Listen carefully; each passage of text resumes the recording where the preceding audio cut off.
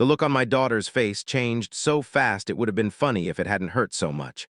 One second Carla was marching through my front door like she owned the place. The next, she froze. Her hand tightened around a leather folder. The lawyer behind her stopped mid-step. Nobody said a word. "Dad!" Her voice came out smaller than I'd heard in years. "What is she doing here?" I glanced at Faye Greer, settled into the armchair beside my recliner, holding one of my old Buckeye mugs, taking her sweet time with the coffee. Faye just smiled. Not gloating, the kind of smile that says I knew this moment was coming. I lifted my own mug. "Good afternoon to you too, sweetheart." Carla said nothing. Every bit of color had drained from her face. I'd never seen my daughter that rattled in her whole life.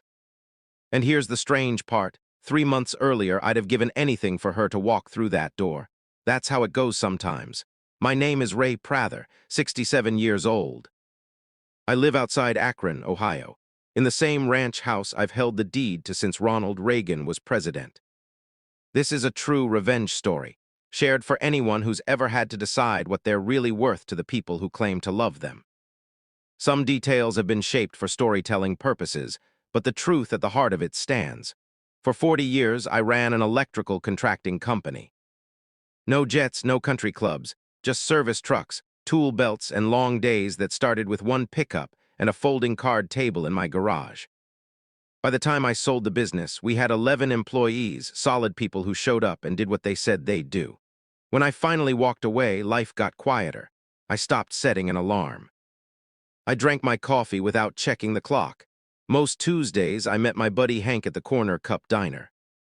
Same booth, same order, eggs, rye toast, coffee that tasted like it had been sitting on the burner since dawn. I drove the same Chevy Silverado I'd had for years. I never carried myself like some wealthy retired businessman because I never was one. What I didn't realize was that somebody was watching. My daughter, Carla, is 38. Sharp, successful, or so it looked from the outside. She and her husband Bryce lived in a subdivision 40 minutes out, big house, big SUV, big mortgage. When she was younger, after her mother died, we were close. Patty passed from breast cancer 21 years ago when Carla was 16. For a long stretch, the two of us held things together as a team. Then slowly things shifted. Phone calls got shorter. Birthdays turned into texts. When I called, she was busy. When I suggested lunch, something always came up. Then the questions started. "How's the house holding up, Dad? Still managing your bills okay? You ever think about downsizing?" One evening, watching a Browns game, she asked if I was still handling my own finances. I laughed it off. I wish I hadn't. The call that put me on alert came from Gil, a former employee of 20 years. After some small talk, he went quiet, then said, "Carla's been telling people you're having memory problems."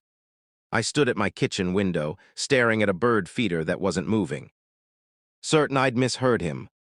I hadn't. A week later, Carla called, warmer than she'd been in months. She wanted to come by with a lawyer to get some paperwork squared away. I agreed, but something in my gut wasn't right. The day came on a warm Thursday. Carla arrived with the lawyer, Lorne Cavett, and stopped dead when she saw Faye sitting beside me.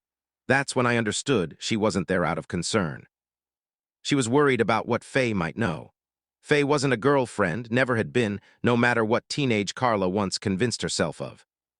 She was a friend who'd helped me survive the years after Patty died, handling payroll when I couldn't think straight, making sure I ate, making sure I left the office before midnight.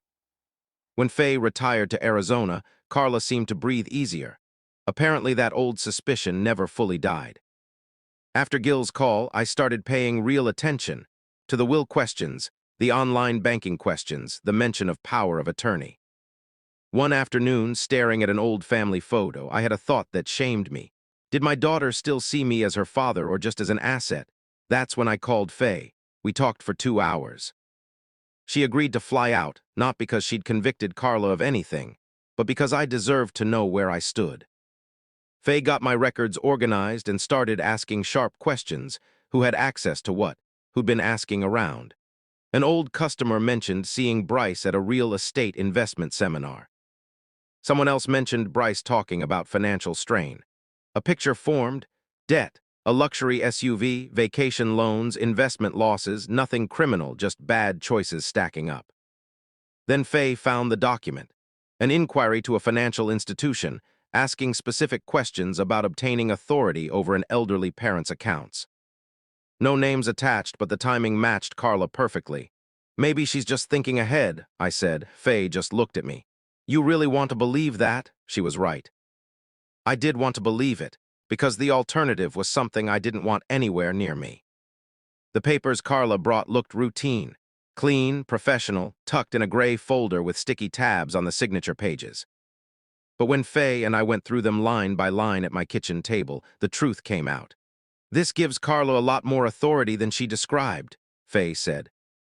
Enough to control accounts, property, and investments if certain conditions were claimed. Claimed by whom, I asked. That was the problem. Faye called Lorne Cavett, not to accuse him, just to ask questions. On speaker, he admitted Carla had told him I had memory issues, confusion, difficulty managing bills, and that I'd already agreed in principle.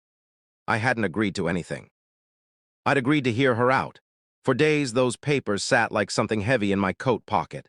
I kept building excuses for her. Maybe Bryce was pushing her. Maybe fear had curdled into something else. One sleepless night, I stood at the counter eating toast I didn't want, staring at an old photo of 7-year-old Carla holding a fish she'd caught, grinning like she'd conquered the universe. For one dangerous moment, I considered just signing, just to keep the peace, just to keep her close. The next morning, Faye brought more. Emails confirming that Carla and Bryce had been asking a real estate contact about recent sale prices in my neighborhood, how fast a house like mine might move. Planning ahead, they'd called it. My jaw tightened. Patty had picked the hallway wallpaper. I'd replaced the deck boards myself. Carla's height marks were still penciled on the pantry door. And they were pricing my house like used equipment. I didn't yell, I just sat there. Something in me finally released, not all at once, but enough to feel it. I still loved Carla, that never left. But love doesn't mean standing still while someone walks the perimeter of your life, deciding what it's worth. By July, I'd made up my mind. Not a screaming match, not dueling lawyers. I wanted the truth out in the open where everyone could see it. So I planned my usual 4th of July cookout. Nothing out of the ordinary, which is exactly why Carla and Bryce said yes without hesitation. They still believed I was going to sign. The day was beautiful, low 80s, burgers on the grill, kids running through a sprinkler. Carla arrived at 3, hugged me a beat too fast, her eyes sweeping the yard, searching. When she spotted Faye, her smile went tight. By 6, most people had eaten. I stood and tapped my glass. Faye and I have spent the last several months getting my affairs in order, I said. The yard went quiet. I laid it out plainly. The rumors about my memory, the legal documents, the request for financial authority, all of it, fact by fact, no theatrics. Dad, that's not fair, Carla broke in. Which part isn't fair? She had nothing. Bryce tried to smooth it over. You're making this sound worse than it was. And when I asked him to explain, the silence stretched long enough that his nerves got the better of him. Fine, he snapped, but what about the inheritance? The whole yard went still. Even the kids stopped moving. Bryce had said out loud the thing everyone had been quietly thinking. I let the silence sit, then reached for the folder beside my chair. I sold the house 3 months ago. Carla went white. I moved most of my finances into an irrevocable trust. Then the part they never saw coming. Faye isn't inheriting anything. She's simply helping manage the trust. And finally, most of my estate is going toward scholarships for students entering the skilled trades right here in Akron. Nobody spoke. A dog barked somewhere down the block. Carla asked why. Because those opportunities built my life, I told her. And because my future belongs to me. She stood without another word. Bryce followed. Neither looked at anyone as they crossed the yard, past the picnic tables, past years of family history, and drove off. For the first time in years, I didn't chase after my daughter. The next morning I woke before sunrise, old habit, and lay there waiting to feel like I'd won something. I never did. Standing your ground feels right. Losing part of your family doesn't. Both can be true at once. A week later I closed on a small condo near Mosquito Lake, just under 1,200 square feet, a sliver of water view if you leaned left. Moving day, memories kept surfacing in strange corners. The hallway where Carla used to race her friends, the pencil marks on the pantry door. I looked at those marks longer than I'd like to admit, then shut the door. Some chapters deserve honoring, they still have to end. I started fishing again, more thinking than catching.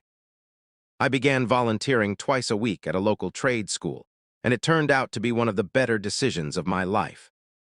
The students reminded me of the young guys I'd trained decades back. Some cocky, some adrift, most just needing someone to tell them they could do it. A 19-year-old named Owen asked how I'd gotten my start, and we talked for nearly an hour. Driving home that evening, something in me settled. I'd spent months protecting what I'd built. Now I was thinking about why I'd built it at all. Carla never called, not in July, not in August, not in September. Just silence, and honestly, the silence hurt worse than anger would have. She wasn't a villain out of a movie. She was my daughter, the girl who wore rain boots to church because she thought they looked elegant, who fell apart when her dog died, who whispered, "We made it, Dad," after her college graduation. I couldn't erase any of that. I didn't want to. 4 months after the cookout, my phone rang on a Tuesday evening. Carla's name on the screen. I picked up. "Hi, Dad." She sounded older, not in years, in experience. We talked about nothing much at first, the way people do when they're not ready for the real conversation. Then she said it. "I was angry. I know. I felt humiliated. I know that too." A pause and then quieter. "I think I stopped seeing you as a person. Everything turned into numbers, plans, problems to solve." I kept telling myself I was just being practical. I looked out at the lake, holding the last orange light of evening. Something eased in my chest, not forgiveness, not yet, but something close to understanding. "I wasn't without fault either," I told her. "I should have asked harder questions a lot sooner." She laughed softly, the first real laugh I'd heard from her in longer than I could remember. Then quietly, "I'm sorry, Dad." No qualifications. Just that. We stayed on the phone almost an hour. We didn't fix everything. We didn't walk back into the family we used to be. That's not how any of this works. But it was a start. Before we hung up, I told her something I'd been sitting with for months. "You never lost your father, Carla. But my life was never yours to manage." She was quiet, then said, "I understand now. Getting older has taught me a few things worth keeping. You can love someone with everything you have and still protect yourself from them. Those two things aren't opposites. Sometimes they belong together." The sharpest kind of revenge was never about causing pain. It's about refusing to let go of your dignity and holding your ground with enough calm that the other person finally sees who they were becoming. Carla and I still have ground to cover. Maybe we always will. But letting go of the daughter I'd been holding onto in my memory, the girl in rain boots, the young woman who whispered, "We made it," that was its own kind of grief. I believe that kind of loss clears space for something true to grow back in its place. If there's one thing to take from this, pay attention to the pattern, not just the question. One odd question means nothing. 10 of them circling the same subject for months, that's a map. Protecting yourself isn't the same as giving up on someone. You can leave the door open for reconciliation and still change the locks. And when someone's actions tell a different story than their words, believe the actions. Your life's work, what you build, what you save, what you leave behind belongs to you. No one gets to manage your future without your full, informed consent. This story is a work of fiction. Any resemblance to real people or events is coincidental.